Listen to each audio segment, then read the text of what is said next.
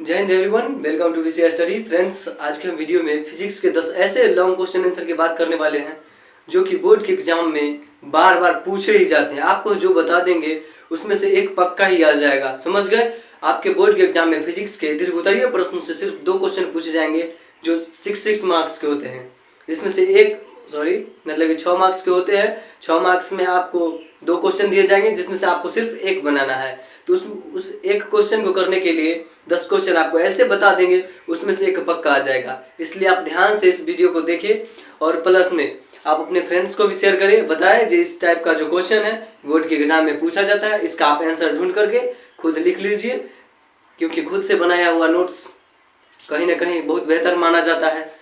Otherwise अगर आपको इसका आंसर खोजने में प्रॉब्लम हो रहा है तो आप हमारे इस नंबर पर संपर्क करें और कॉल करें जो हमको इसका आंसर चाहिए। हम आपको जल्द ही क्या करेंगे, व्हाट्सएप पर आपको इसका मैसेज कर देंगे, समझ गए। चलिए वीडियो को स्टार्ट करते हैं और बताते हैं कि किस टाइप के वो 10 क्वेश्चन जो बोर्ड के एग्जाम में जरूर पूछा ही जाता है।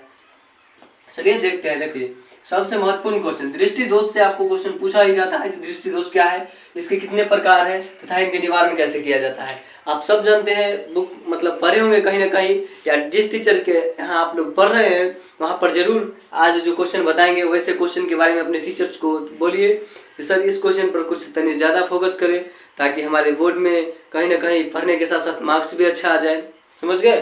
तो दृष्टि दोष अवश्य पढ़ें, क्योंकि दृष्टि दोष से आपको क्वेश्चन पूछा जाता है कि दृष्टि दोष बताइए, दृष्टि दोष के प्रकार बताइए और इसके निवारण कैसे किया जाता है। दृष्टि दोष मुख्य रूप से 3 प्रकार के होता है, निकट दृष्टि दोष, दूर दृष्टि दोष, एगो ज्यादा दूरदर्शिता होता है।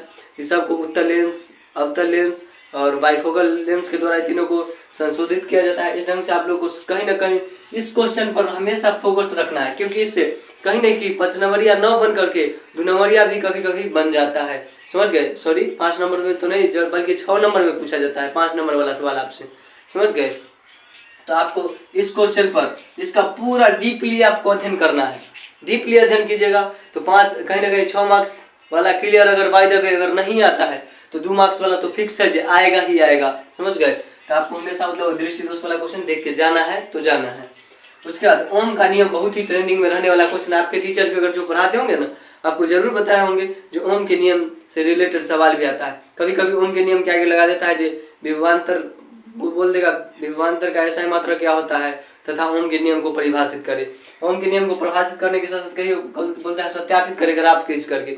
इस ढंग से ओम के नियम को भी आप लोग कहीं ना कहीं आप लोग को देख लेना चाहिए, समझ गए। और देखिए आगे क्या कहता है, उत्तर लेंस में सूत्र 1/v - 1/u = 1/f को स्थापित करें, मतलब कि क्या करना है, इनको प्रूव करना है। तो इसको आपको अपने टीचर से कहीं ना कहीं इस पर डिस्कस जरूर करना है। आगे देखिए, विद्युत मोटर क्या है, इसके सिद्धांत और क्रिया का सचित्र वर्णन कर दिया, मतलब चित्र के साथ वर्णन करना है, मतलब बताना है इसके बारे में। विद्युत मोटर वाला भी क्वेश्चन बहुत ही ट्रेंडिंग में रहने वाला है। उसके बाद एक अवतल दर्पण में सिद्ध करेगी 1/v + 1/u = 1/f है, मतलब ये सूत्र है, इसको क्या करना है, सिद्ध करना है, समझ गए। उसके बाद मानव नेत्र का स्वच्छ नामांकित चित्र बनाना है, मतलब मानव का जो आंख होता है उसका फिगर आपको बनाना सीख लेना है, और उसमें मतलब किस जगह पर क्या है, कहाँ पर सिलेरी मांसपेशियां है, कहाँ पर कजाव द्रव रहता है, ये सब मतलब ड्राइंग करना आपको आना चाहिए, समझ गए। उसके बाद क्या है, प्रकाश के वर्ण विक्षेपण से आप क्या समझते हैं, इंद्रधनुष की व्याख्या करें।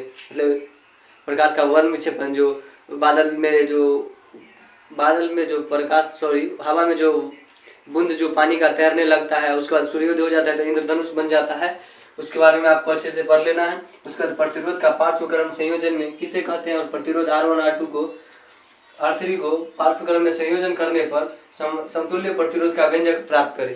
इस क्वेश्चन को भी आपको ध्यान से देख लेना है। उसके बाद अगला क्या है, विद्युत शक्ति क्या है, निगमन करें और H = I² RT, जहाँ पर H किसी प्रतिरोध R में विद्युत धारा I द्वारा T समय में उत्पन्न ऊष्मा की मात्रा है। इस ढंग से इस क्वेश्चन को भी आपको क्या कर लेना है, क्लियर कर लेना है।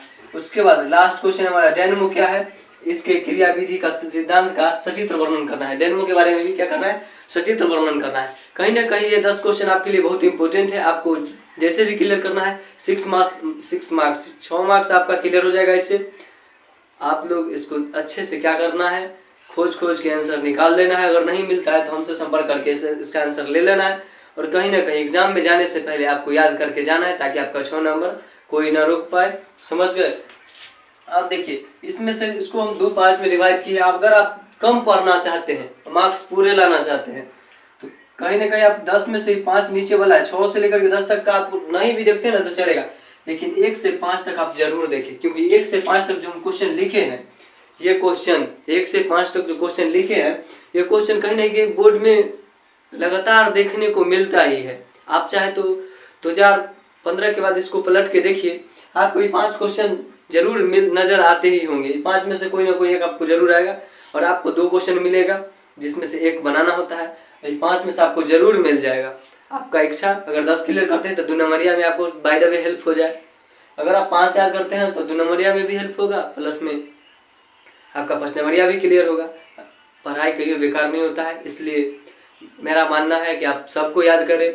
बाय द वे आपके पास समय नहीं है, फिर भी आप चाहते हैं जो कम पढ़ के स्मार्ट स्टडी करके अच्छा मार्क्स ले आए, तो आप 5 जरूर देखें।